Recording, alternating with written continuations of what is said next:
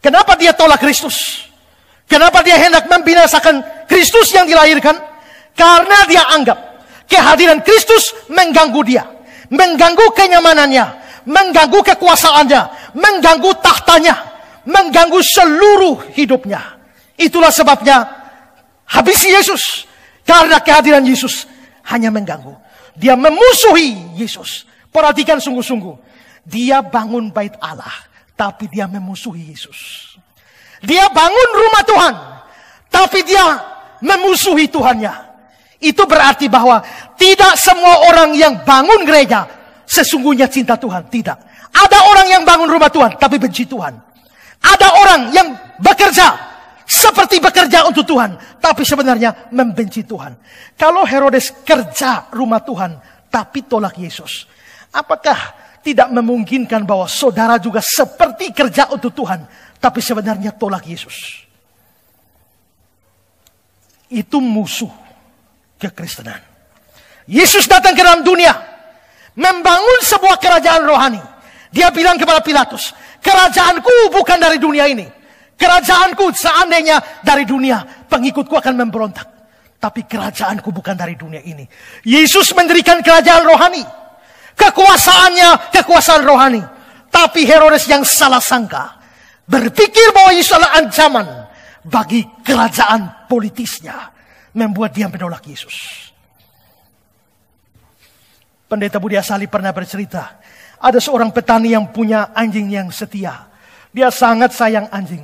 Tapi dia juga punya anak satu orang saja yang sangat dia sayangi. Lalu satu hari saudara, dia mau pergi ke kebun. Maka anaknya lagi tidur, anak bayinya tidur. Dia menyuruh anjing setianya ini untuk jaga anak bayi ini.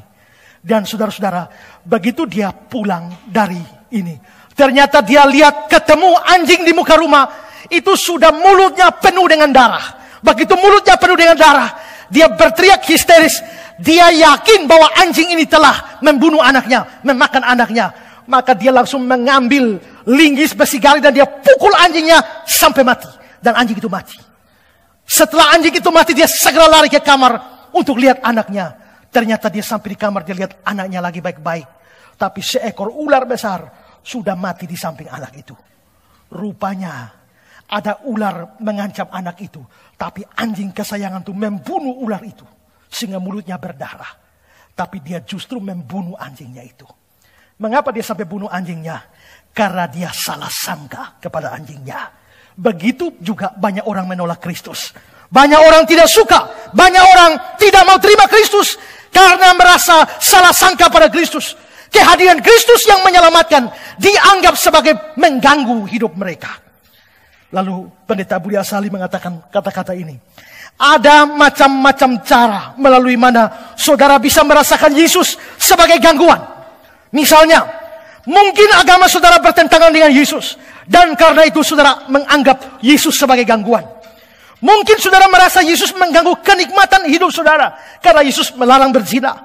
Mungkin saudara merasa Yesus mengganggu secara acara piknik saudara. Karena pada hari Minggu, dia menyuruh saudara berbakti di gereja. Mungkin saudara merasa Yesus mengganggu pekerjaan saudara. Karena dia melarang saudara berdusta. Atau menyuruh saudara untuk hidup jujur.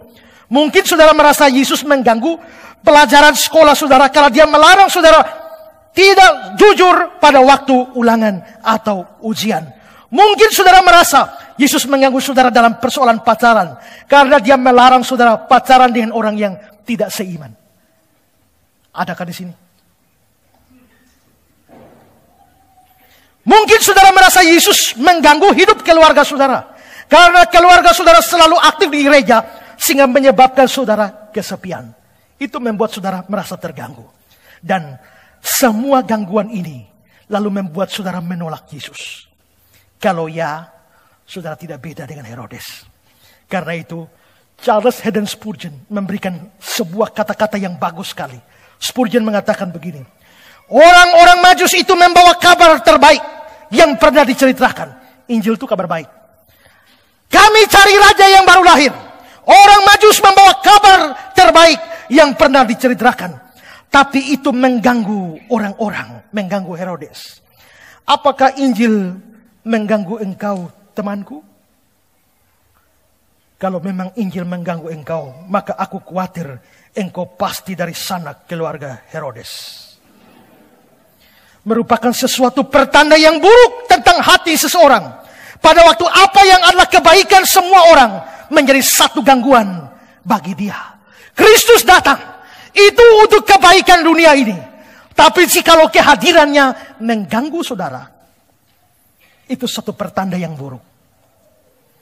Herodes adalah orang yang terganggu dengan Kristus. Dan karenanya tidak menerima Kristus. Apakah hidup saudara juga tanpa Kristus? Karena merasa dia mengganggu kenyamanan saudara? Kalau ya, saudara tidak beda dengan Herodes. Biarkanlah saya berkata, hai Herodes, bertobatlah. Hai guys, bertobatlah.